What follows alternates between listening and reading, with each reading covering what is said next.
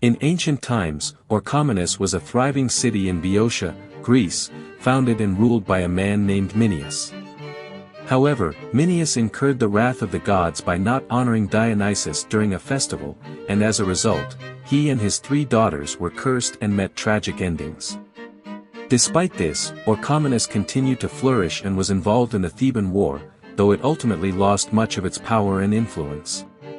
Today, Minyan Orchomenus is an important archaeological site, featuring the Mycenaean Palace, the sanctuary of Poseidon, and ancient graves. It stands as a testament to Greece's early myths and the resilience of its people.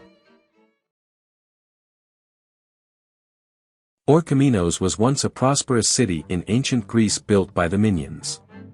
It was a rival of Thebes but was eventually destroyed during the Bronze Age collapse. However, it was later rebuilt and joined several leagues such as the Calorian Maritime League and later the Theban-led Boeotian League. During the Greco-Persian Wars, Orchomenians united with Thebans against the invasion of Xerxes. Despite its resurgence, Orchomenus' fate was sealed in 364 BC when it was first destroyed by the Thebans. But it was later rebuilt only to fall again in 349 BC when the Thebans destroyed it for the second time. Nevertheless, the people of Orchomenus played a significant role during 2 major battles in classical times. The first was the Battle of Kyrenia, where they fought alongside Theban forces against Alexander the Great in 335 BC. The second was the Second Battle of Kyrenia, when Roman forces led by Sulla defeated King Mithridates VI of Pontus in 86 BC. The city of Orchomenus was also known for its religious significance, as it was the site of the oldest sanctuary of the Charites or Graces, where musical and poetical agonistic games were held. The Byzantine monastery church of Panagia Scripou was built on this site. These games were celebrated during the Agrionia festival and were held in high regard by the Greeks. Orchomenians also played a part in the Trojan War, which was documented in Homer's Catalogue of Ships.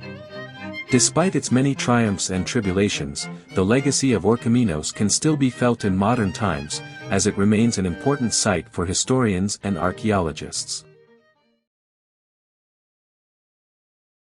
Orchomenus, a city in Greece, has a rich history of excavations. The lower town was discovered in the Mycenaean era, but the Hellenistic city on the Acropolis remains mostly undiscovered. The famous Tomb of Minyas was discovered during Heinrich Schliemann's excavations between 1880 to 86. The tomb was built for the royal family of Orchomenus in 1250 BC and had an impressive entrance made of dark grey Levadia marble. The tomb was plundered in ancient times, but a rectangular burial monument now stands at its center.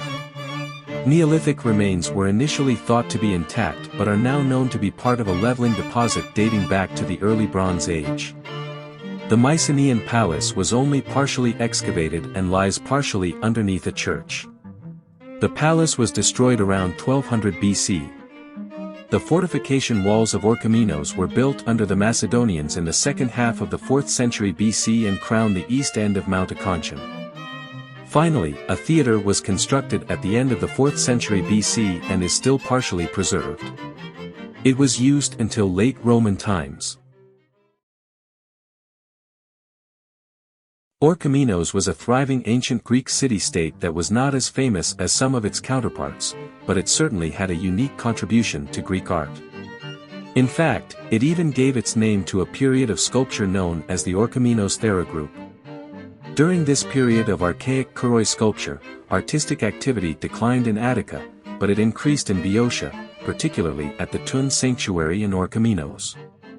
The style of the Orchomenus Thera group was characterized by several features that set it apart from other styles of Greek sculpture. For instance, the ear was still carved in one plane, but less stylized, while the eyes were not as large as before, and the mouth was generally horizontal but not always in one plane. The slight protrusions of the flanks were sometimes extended into a girdle-like ridge, and the sculptor occasionally marked the anterior spine of the crest. The shoulder blades were now separate raised planes, and the erector spinae was sometimes indicated as raised planes. Arms were typically joined to the body, and the depression over the great trochanter was usually omitted. The shin sometimes curved inwards, and the left flank was occasionally jutted out slightly forward. Interestingly, the term minion ware was coined to describe a particular type of pottery found in Orchomenus. Despite its relative obscurity, the city-state of Orchomenus made a lasting impact on Greek art, and its unique contributions continue to be studied and appreciated to this day. Do you want to explore more Greek mythology stories? Who do you want to see featured next? Subscribe and leave a comment below to let me know. I'll see you in the next video.